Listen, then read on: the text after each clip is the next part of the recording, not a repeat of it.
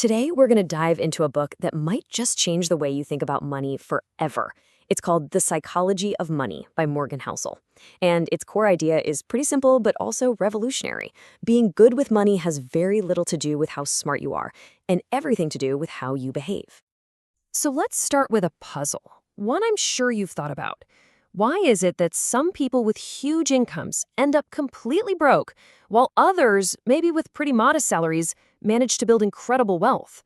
You see these stories all the time. The brilliant financial executive who goes bankrupt and the quiet janitor who leaves behind millions. It just doesn't seem to add up, right? Well, here's the secret.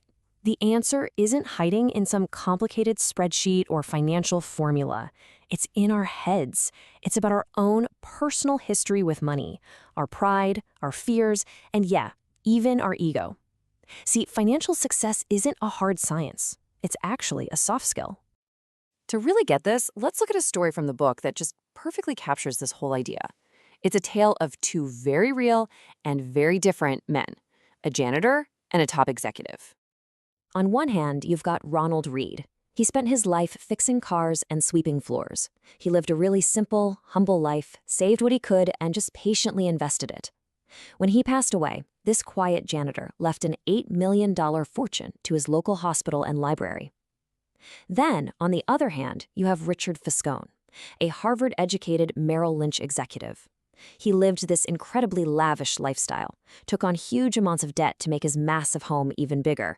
And when the 2008 financial crisis hit, poof, he went bankrupt. He lost everything. So, what does this tell us? I mean, a janitor with zero formal financial training ended up wildly more successful than a top executive from one of the world's biggest financial firms. This story just perfectly sums up the book's main point. How you behave with money is so much more important than what you know. Patience and saving a little bit consistently will beat raw intelligence and a huge salary almost every single time. Okay, so let's move on to the next big idea. Because our behavior doesn't happen in a bubble. We're all playing this game on a field that's tilted by these two powerful invisible forces that Housel calls the twin siblings, luck and risk. Take Bill Gates, for example. The guy's a genius, absolutely. But he also had this just unbelievable 1 in a million stroke of pure luck. Back in 1968, he happened to go to the one high school in the entire world that had a computer. Think about that. It gave him an absolutely insane head start.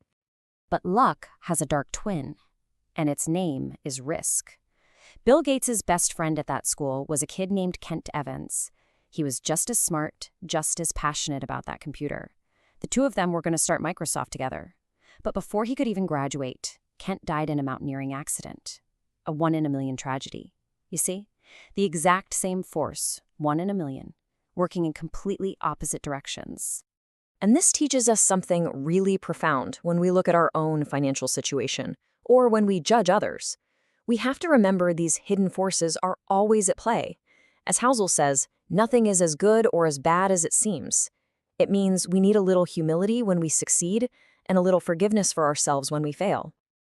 Okay, so now let's talk strategy. If our behavior and a little bit of luck are the ingredients, what's the actual recipe for building wealth? Well, the answer comes down to two things that sound simple but really aren't easy: compounding and sheer survival. Just take a look at this number for a second.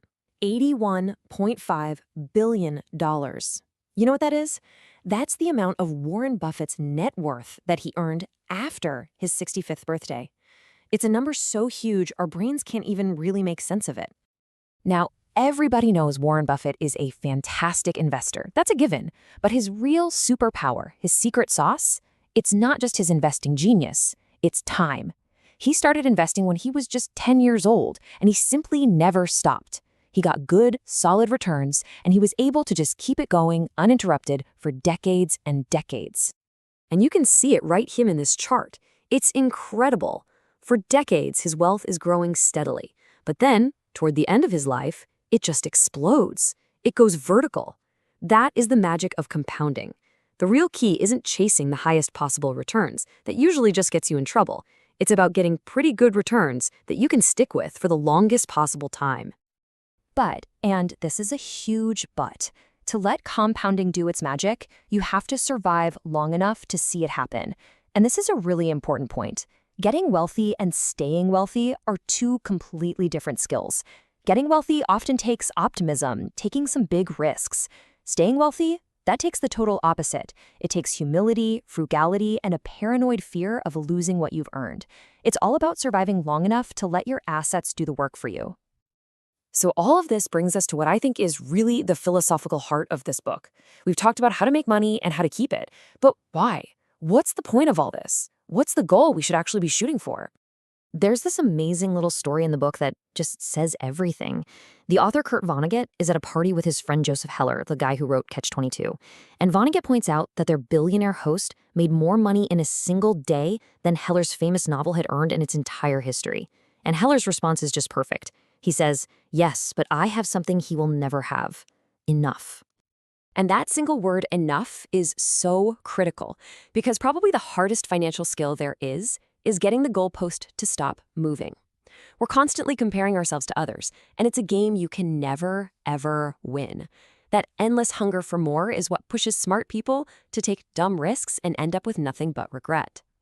So what is true wealth then? It isn't a fancy car or a bigger house. According to Housel, the highest form of wealth is simply the ability to wake up every single morning and say, I can do whatever I want today. It's freedom. It's having options. It's having control over your own time. That is the greatest dividend money can pay. And so I want to leave you with this one crucial question to think about. Forget about what anyone else has or what anyone else is doing. What does enough look like for you? What would it take for you to have real control over your time? Now, what we've covered today, it really is just scratching the surface of all the amazing insights in the psychology of money. The book is just packed with incredible stories and lessons, and we really, really recommend picking up a copy to dive deeper into all these ideas. If you found this summary helpful, we'd love it if you gave it a like, and be sure to subscribe for more explainers where we break down big ideas just like this one. Thanks so much for watching.